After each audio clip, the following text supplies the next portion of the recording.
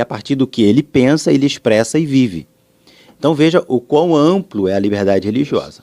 Retornando ao caráter dúplice, no que diz respeito ao caráter negativo, a liberdade religiosa, ela limita o poder do Estado. Ela domina o Estado, vamos dizer assim.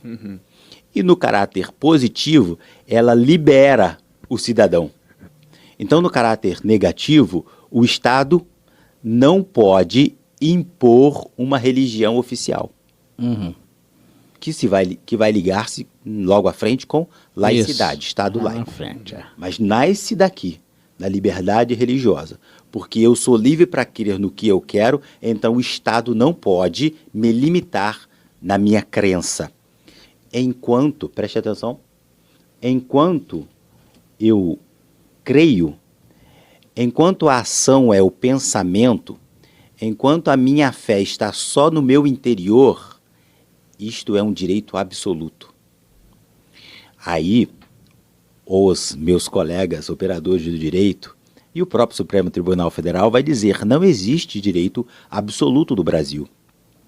Eu concordo em partes, mas enquanto este direito é intrínseco, está no meu âmago, enquanto eu não expressei, eu só pensei e eu senti, ele é absoluto, porque você pode pensar e sentir o que você quiser.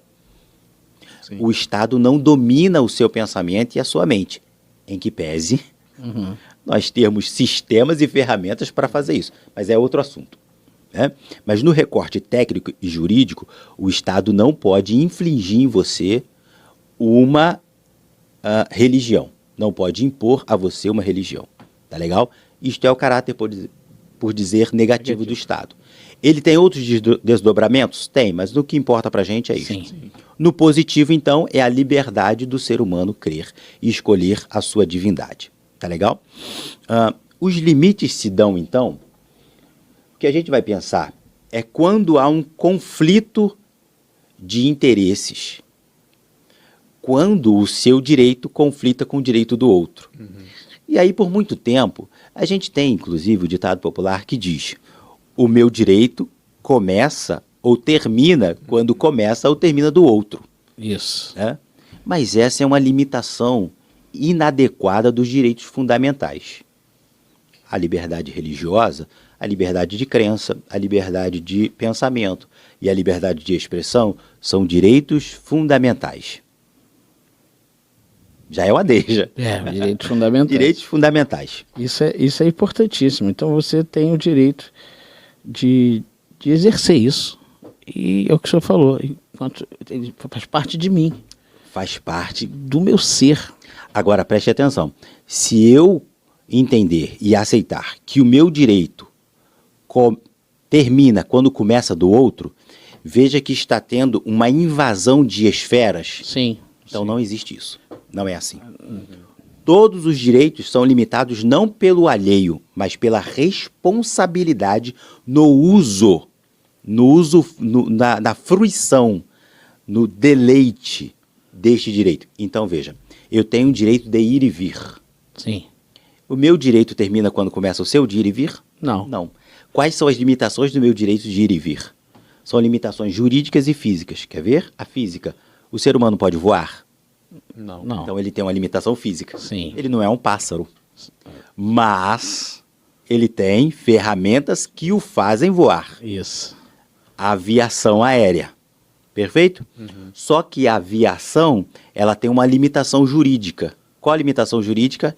As regras e as leis da aviação civil.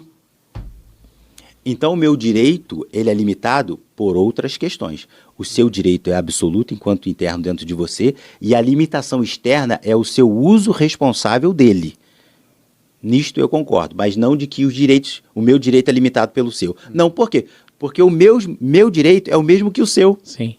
O seu direito de vida é tão amplo quanto o meu. E se eu não deixar o senhor exercer o seu direito, eu acabo sendo um opressor e o senhor acaba não exercendo o seu direito. Exatamente. Eu me empolgo. Muito bom, muito bom. E Jeff, só para a próxima pergunta aí. Vamos lá, queridos. Irmão, fazer essa pergunta aí pro querido seminarista, sabe que... Ele já apontou que eu vou falar essa. Eu estive, só para aliviar para ele. Eu estive no Mato Grosso recentemente, aí marcamos uma palestra, vamos dar uma palestra na igreja do reitor do seminário teológico. Um grande amigo, um professor. Aí eu falei, vai ser com pastores. Quando eu cheguei lá, estava só a banca do exame. 7 pastores para me ouvir. Eu achei que vinha uns 30, que era um conselho regional. Eu falei, uns 30 pastores, vamos falar aqui. 7 pastores, só a banca examinada. Quando eu cheguei, eu falei, o que eu vou falar aqui? Rapaz, O reitor. Mas enfim, normalmente os seminaristas também vêm com a pergunta assim. Vem. Mas aí, qualquer coisa a gente aperta ele também aqui. Opa!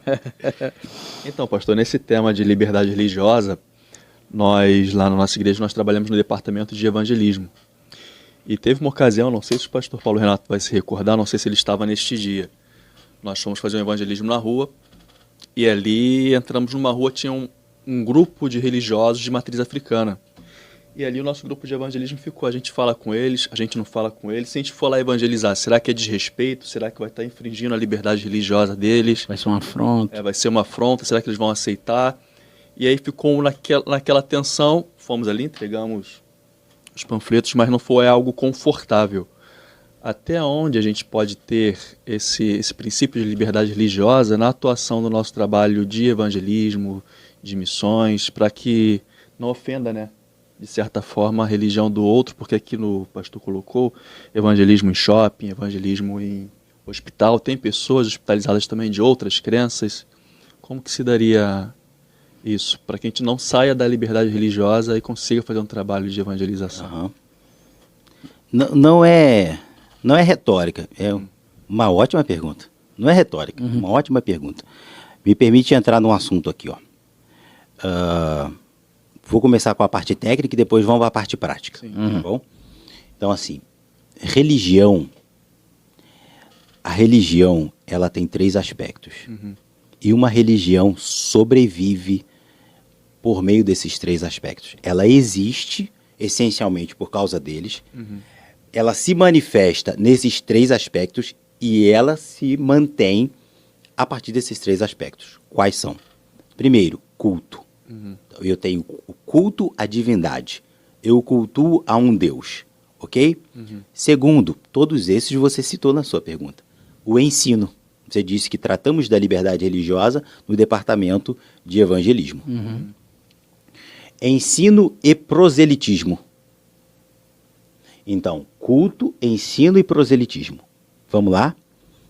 O culto, ele é público e ele é livre. Todas as pessoas podem participar. O culto não pode ser interrompido. O culto não pode ser atrapalhado. Ele é sacrossanto. Isso é uma pergunta, pegando essa deixa do senhor, se o senhor permite. Isso é importante para muitas igrejas, e às vezes tem a membresia, né? A maioria dos pastores já sabem disso. Mas o culto ele não pode ser interrompido, né, pastor? Ele, como o senhor falou, ele é um direito constitucional, ele é sacrossanto, e isso eu estou falando do culto não somente na nossa área religiosa, que é, no caso aqui, os evangélicos, protestante. O direito de culto é para as religiões. Sim. Não é isso? Exatamente. Que o senhor desse um pouquinho um toque nisso aí, que essa é muito importante. Muita gente fala, mas que o culto está atrapalhando, o culto... Calma que temos direitos sobre isso. Isso. Então vamos linkar essa com a dele, com o exemplo prático dele. Sim. Então, uma religião existe por causa do culto. A crença existe porque eu internamente cultuo a um Deus. Por isso ele é sacrossanto. Além de ser de fato santo espiritualmente, ele é sacrossanto naquele termo que a Constituição usa para inviolabilidade. É inviolável o culto religioso.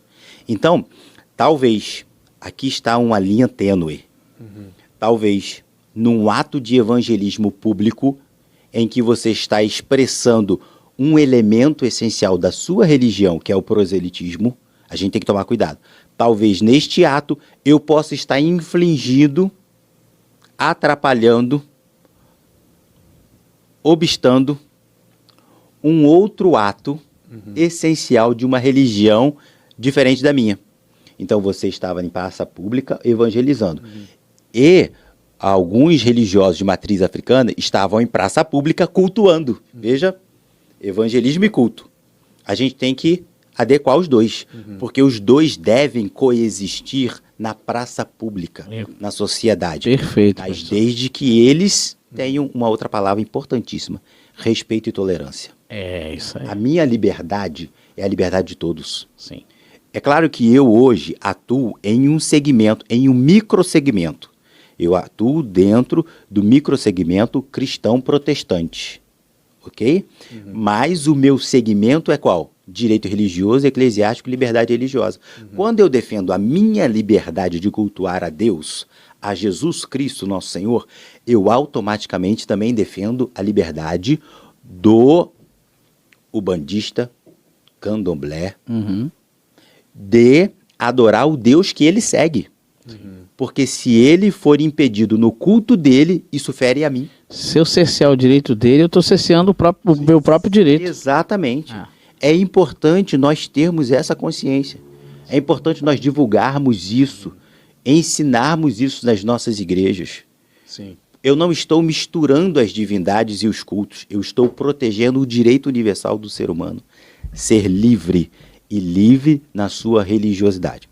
Então veja que no seu exemplo prático, a gente conseguiu tratar dos 3 aspectos fundamentais e ainda assim orientar, dizer assim: nós precisamos, no exercício do meu direito, ter respeito e tolerância para o exercício do direito alheio, para que os dois convivam harmoniosamente. E uma coisa que o senhor falou é importante: se você está ali na praça evangelizando, aí você que está aí, você é um evangelista da casa do Senhor, gosta de evangelizar, e tem outro tipo de religião ali fazendo o trabalho na praça, ele está expressando a crença e a fé dele. E você, com respeito, com tranquilidade, chegar ali, mostrar ali um panfleto para ele, e da mesma forma, se ele te mostrar o panfleto ou algum papel expresso, você pega e você foi lá levar, você também tem que receber. Então, isso é muito importante para que não gere uma intolerância religiosa. Porque às vezes o que acontece, é o que eu peço para eles terem muito cuidado, é isso. Eu estou ali, tem qualquer outra religião ali, seja de matriz africana, enfim, qualquer outra que esteja expressando a sua crença. Você vai ali com respeito, leva a sua mensagem e eles vão estar levando a mensagem dele. Então eu não estou ali para criticar a mensagem dele, eu não estou ali para falar para ele não fazer a mensagem dele, não é assim que Cristo não faria isso. Não, há uma ordem de Cristo. Isso. Ame o teu próximo como a ti mesmo. Sim. Então a gente está ali só para deixar, e o Espírito Santo é que convence, né? Eu posso falar isso porque eu vim de raiz africana, de matriz africana. Vim de matriz africana e fiquei lá durante 30 anos, e o que me trouxe para o Evangelho foi a minha consciência, a minha fé racional, a comparação do que uma religião fazia e o que a outra fazia. Não foi uma coisa imposta. E toda vez que tentavam me impor, eu naturalmente já havia um bloqueio. Sim. Então, quando eu mesmo, que o Espírito Santo foi tocando, eu fui, por que isso? Por que aquilo? Por que isso? Porque aquilo é melhor por aqui, por esse caminho. Esse caminho me leva melhor ao encontro com aquilo que eu penso de Deus. Sim. E assim foi. Então, você tem que ter muita sabedoria para falar sobre isso. Que bom, que bom. Até que o seminarista não foi bem, né, pastor?